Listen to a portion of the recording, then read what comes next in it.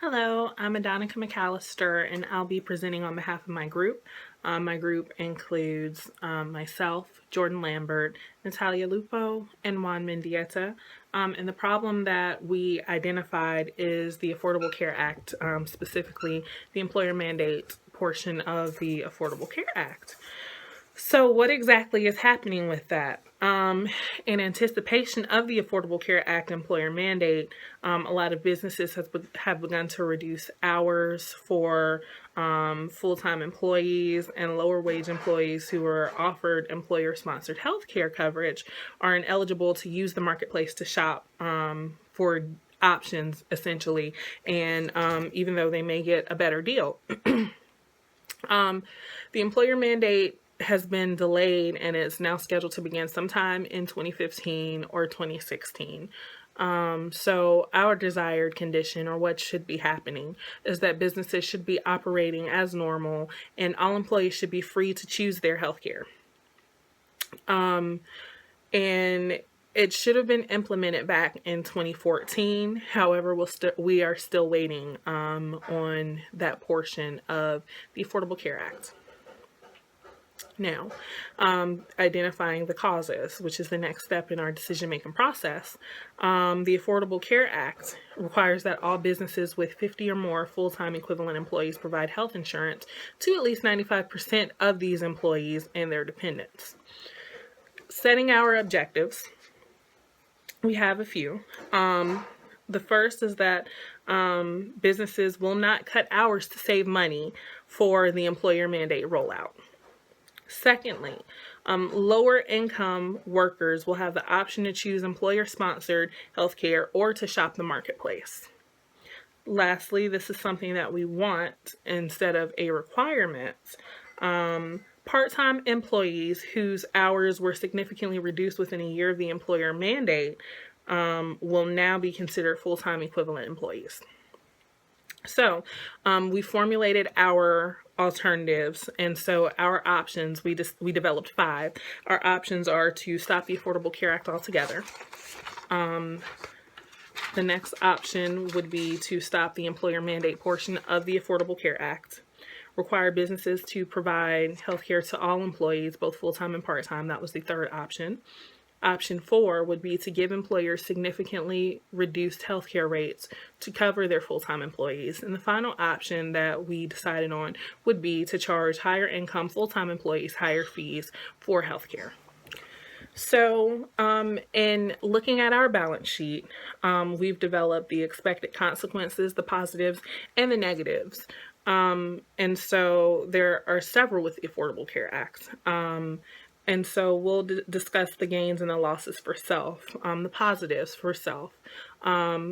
We identified self as individuals, employees, workers, and in some instances, their families. So people without insurance have easy and affordable access to healthcare. The coverage of pre-existing medical conditions, the elimination of gender discrimination, all of those positive things that actually come with implementing the Affordable Care Act. Better health insurance quality.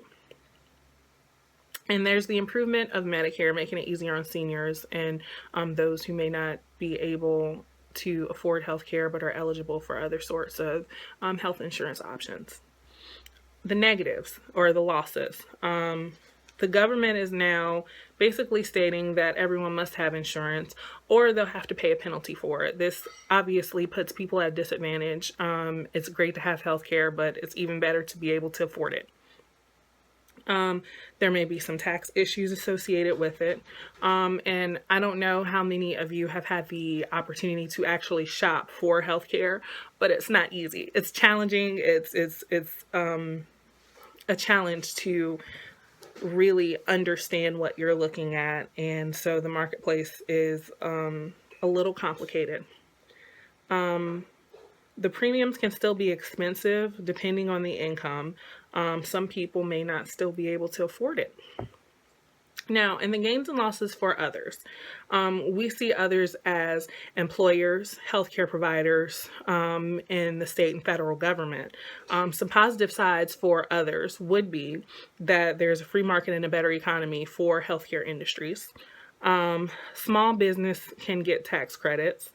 And there's the creation of the employer mandate, which states that businesses with more than 50 full-time employees must have health coverage. This obviously does impact, and I would say positively impact and benefit health insurance providers and healthcare providers, because more people would have access, therefore utilizing their healthcare options.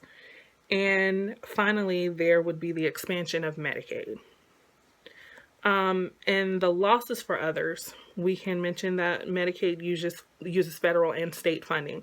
And so the federal and state government would be impacted by the use of other versions of healthcare should they be more affordable.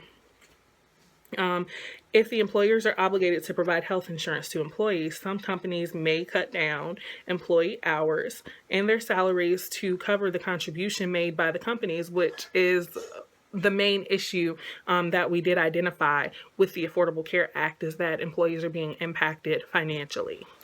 So for the second half of our balance sheet, we actually broke down all of the options one by one and discussed the positives and negatives of the options. So option one that we developed would be stopping the Affordable Care Act altogether. And this is the company standpoint. This would be from an organizational standpoint and not so much for the individual. So the self-approval row, if you will, for the company is that the company won't have to pay insurance for part-time employees and they'll generate more revenue. The company also will not have to cut hours. On the negative side, or the disapproval, is that the part-time employees won't be insured and it's more challenging to find affordable health care for these people. For social approval, there would be the approval of the family members due to not cutting the hours, and the approval of the stakeholders and the investors in the company's development, because the company is going to be generating the same or more income, and they will be moving more machine-like, if you will, and not being concerned with the needs of their employees. Negatives. Part-time employees' family members are not only unhappy about the insurance situation, but they're at a social and economic disadvantage due to not having insurance and not being able to afford insurance. Option two. Option two is stopping the employer mandate portion of the Affordable Care Act. So for the self-approval, the company won't have to cut hours and the company won't have to spend extra money on health insurance. For the disapproval, the part-time employees are still at a social and economic disadvantage and uninsured. On the social side of stopping the employer mandate portion of the Affordable Care Act, there's the approval of family members due to not cutting the hours and more money, and the approval of the stakeholders and investors. The part-time employees, though, again, are not being insured and they're at a social and economic disadvantage. Option three. Option three is requiring businesses to provide health care to all employees, both full-time and part-time. Now, for the self-approval, the company can use its employees without restricting the hours beyond full-time. And there's peace of mind due to families having insurance. On the negative side of that, there's less revenue for the companies because they're pouring a lot of their resources into healthcare for their employees. On the social approval and disapproval, you have the approval of the family members, and not only just the approval, but if you think about the fact that the family members are insured and they have equal access to healthcare, that is a huge benefit. And there's the approval of the community, and the community is at kind of a better balance. On the disapproval side, there's the disapproval of the investors or the stakeholders due to companies generating less revenue.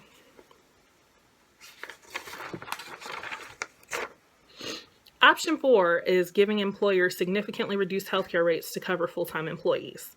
So you'll have satisfied full-time employees due to the reduced rate and, cut hours, thus reducing the full-time employees that receive insurance. So this benefits and impacts the company and also the employees in a positive way, but cutting the hours leads to the remaining employees whose hours have been cut or who have been laid off, they're dissatisfied, and the company must pay the higher healthcare rates for their remaining employees.